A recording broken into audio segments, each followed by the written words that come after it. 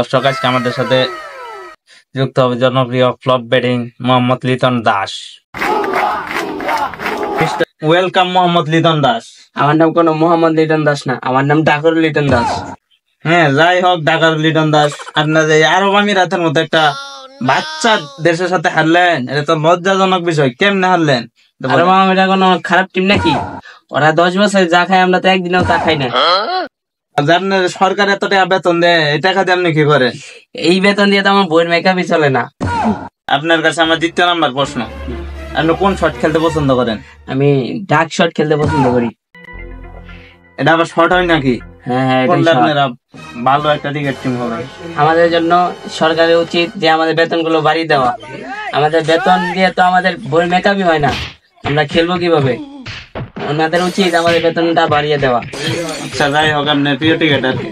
আমার প্রিয় ক্রিকেটার তো হলো hero Alam. Hero Alam cricketer?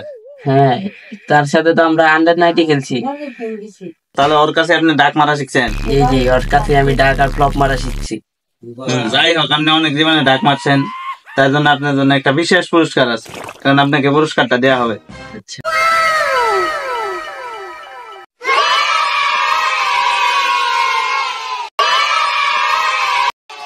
এই ভুয়া নিউজ চ্যানেল থেকে আমাকে এই উপহার দেওয়ার জন্য ধন্যবাদ।